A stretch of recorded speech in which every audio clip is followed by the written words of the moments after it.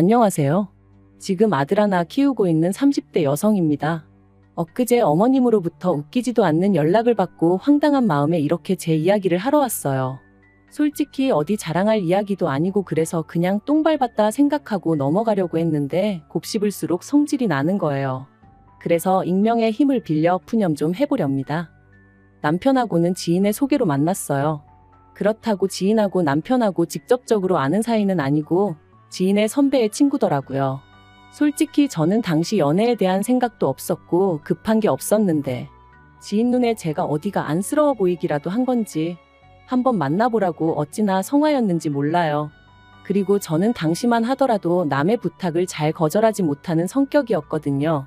그래서 그냥 밥이나 한 끼 먹고 온다는 마음으로 나갔는데 남편은 제가 마음에 들었는지 첫 만남에서부터 어찌나 들이대던지 말해요. 그리고 저는 그렇게 누가 저에게 저돌적으로 다가온 적이 없다 보니 그런 남편이 황당하기도 하고 한편으론 싫지 않았어요. 사랑을 받는 게 이런 건가 싶었다고 해야 할까요? 그래서 얼마 지나지 않아 바로 연애를 시작했고 1년 만에 프로포즈까지 받았습니다. 결혼 당시 양가로부터 특별히 받은 지원은 없어요. 친정 부모님께서 양가에서 5천씩이라도 해주면 어떻겠냐 하셨는데 시댁에서 돈은 있지만 여기저기 묶여있는 탓에 당장 해줄 수가 없다 나오셨거든요. 그리고 그 과정에서 제가 비록 이렇게 덤덤히 적고는 있지만 별의별 소리가 다 오갔던 게 사실이에요.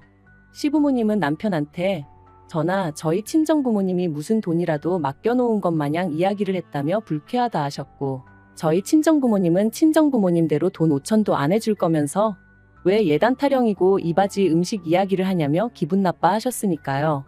그리고 저는 팔이 안으로 굽는 것도 있었겠지만 솔직히 저희 시부모님이 도가 지나치다 생각했어요.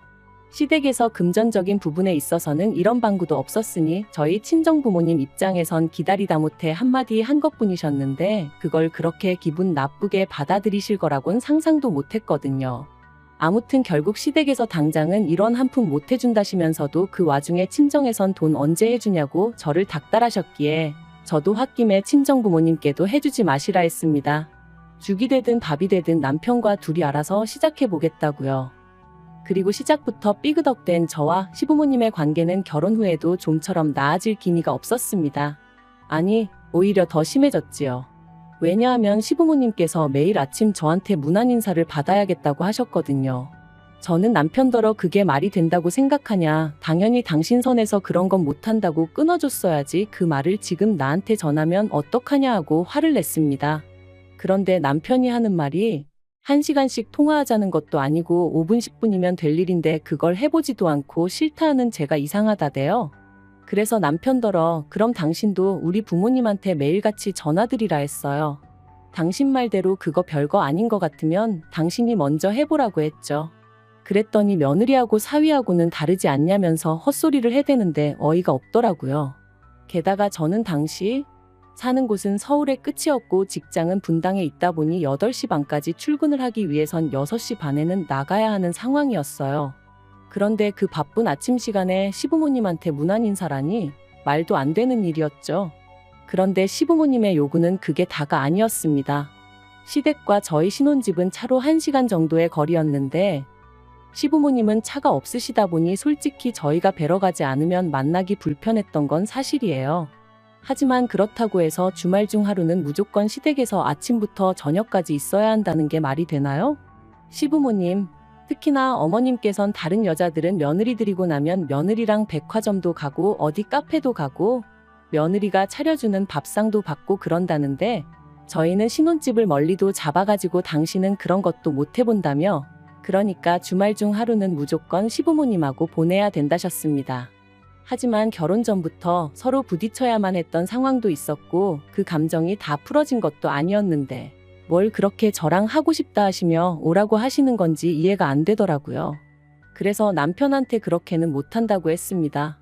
일주일 내내 일하고 나면 주말엔 나도 쉬어야지. 시부모님 기분 맞춰드리자고 그렇게 지낼 수는 없다고요. 그랬더니 남편이 자기도 제 말이 뭔지는 잘 알아들었지만 솔직히 마음이 좋진 않다대요. 그래서 그러면 당신 혼자 주말마다 내려가라. 그거 가지곤 뭐라 안 하겠다 했습니다. 하지만 남편은 계속해서 어머님이 며느리랑 이것저것 하고 싶으시다는데 자기 혼자 내려가는 게 무슨 의미가 있겠냐며 저더러 좀만 이해를 해달라는 거 있죠? 그래서 제가 남편더러 그럼 시댁엔 나 혼자 내려가 있을 테니 당신은 그 시간에 우리 친정에 가 있으라 했어요. 우리 친정아버지도 아들만 있으면 같이 낚시도 다니고 등산도 다니고 그렇게 지내고 싶어 하셨다고. 그러니까 내가 당신 집에 가서 며느리 노릇하는 동안 당신도 우리 집 가서 사위 노릇 좀 하라고요. 그랬더니 남편도 더는 고집을 부리지 못하대요. 하지만 이런 일이 있을 때마다 남편과 제 선에서 이야기가 마무리되고 그런 건 아니었어요. 언제나 이런 다툼의 끝엔 어머님이 계셨고 그럴 때마다 어머님은 제가 기가 너무 세네 어쩌네 하시면서 어떻게든 제 잘못이란 식으로 몰고 가셨죠. 그리고 명절이나 시부모님 생신과 같은 때 제가 내려가면 마치 그간 부려먹지 못한 걸 지금 다 부려먹어야겠다고 작정이라도 하신 양반 마냥 저를 힘들게 하셨어요. 평소엔 쓰지도 않는 그릇들까지 찬장에서 다 끄집어내어 설거지를 시키시는 일은 기본이었고 수건이니 속옷이니 하는 것도 죄다 삶으라고 성하셨다니까요. 그러면 남편이 자기가 좀 도와주겠다고 들긴 했지만 그럴 때는 아버님이 귀신같이 남편을 채가시기 일쑤셨지요. 그러니 시댁만 다녀오면 말 그대로 몸살이 나서 끙끙 앓게 되더라고요. 그러다 결혼한 지 3년차 되던 해 제가 임신을 했어요. 그리고 저는 입덧도 심했고 배도 다른 사람들보다 일찍이 더 크게 불러왔기에 회사도 관둘 수밖에 없었죠. 그런데 이 사실을 다 아시면서도 수화기 너머로 어머님께서 저랑 김치를 담그려고 재료를 다 사놨으니 새벽에 내려와라 하시는데 정말 마음 같아선 핸드폰이고 뭐고 집어 던져버렸으면 속이 후련하겠더라니까요. 하지만 며느리 팔자가 이런 거라고 해야 하나 결국 피할 방법이 없어 시댁에 향했습니다. 남편도 이때는 제 눈치를 살살 살피긴 하더라고요. 그런데 문제는 여기서 끝이 아니었어요. 전화로는 시부모님하고 저희 먹을 것만 하자셔놓고 막상 딱 도착하니까 배추만 좋기 100포기는 되겠더라고요. 그리고는 저한테 고무장갑하고 앞치마 주시면서 빨리 채비하라시는데 눈물이 핑 돌았죠. 그래서 제가 남편더러 당신이 하라니까 남편도 알겠다며 저더러 방에 가서 쉬라고 하대요. 그런데 그 순간 아버님이 귀신같이 나타나셔서는 평소처럼 남편을 채가려고 하시는데 진짜 우라가 치미는 거 아니겠어요? 그래서 도대체 저한테 왜 이러시냐고 소리를 질렀네요. 이러다 유산이라도 되면 어머님 아버님이 책임지실 거냐고요. 그랬더니 어머님 말씀이 당신은 옛날에 만삭일 때도 김장 다 했고 남편 태어나고 나서는 등에 업고도 하셨다나요. 그래서 어머님이 그렇게 사셨다고 저도 그렇게 살아야 하는 거 아니라고 받아쳤습니다. 어머님은 참으셨는지 몰라도 저는 이런 부당한 대우받고는 못 산다면서요. 그리고는 제 핸드백하고 차키를 챙겨서는 뒤도 안 돌아보고 시댁에서 나왔습니다. 남편한테는 김장 실컷 담고 알아서 올라오라 했죠. 그리고 그날 사건을 계기로 저랑 시부모님 사이는 정말 완전히 틀어져 버렸어요. 시부모님이 사과를 하실 리가 만무했지만 저는 미안하다 소리를 듣지 않고는 그냥 넘어갈 수가 없었거든요. 게다가 남편의 뜨뜻미지근한 태도도 제 화가 더 오르게 만들었습니다. 남편은 시부모님이 설마 자기 손주 임신한 너를 미워서 그랬겠냐며 그냥 생각이 좀 짧으셨던 건데 그걸 제가 이해해야지 어쩌겠냐 식이었으니까요. 하지만 정말 10번을 잘해주시다 한 번을 서운하게 하신 것도 아니고 매사 그런 식이시던 분이 임신까지 한 상황에서도 달라진 게 없었으니 제가 화가 난 거였는데 설명을 해줘도 말귀도 못 알아듣고 그러니까 남편한테도 더는 뭐 의지하고 싶은 생각도 안 들었어요. 그래서 저 출산했을 때 그리고 애 100일 지나고 얼마 안 있다 시부모님이 저희 집에 오셨던 걸 제외하면 말 한 번 제대로 섞은 적이 없네요. 남편이 시부모님이 애 보고 싶어 하신다 하면 당신이 데리고 다녀오라 했고 아니면 오시라고 한 뒤 저는 자리를 피해 있는 시기였거든요. 그러니까 오셨어요. 안녕히 가세요. 뭐 그 정도가 다였죠. 그런데 2년 전 늦가을 남편이 1년 동안 해외에 나가게 되었어요. 몇 년 전부터 남편이 다니던 회사에서 해외 지사를 세운다는 얘기가 있었고 그곳에 어떤 직원이 나가게 될지도 어느 정도 정해져 있던 걸로 아는데 갑자기 그 직원이 개인적인 사유로 회사를 관두게 되면서 얼떨결에 남편에게 그 일이 넘어온 거죠.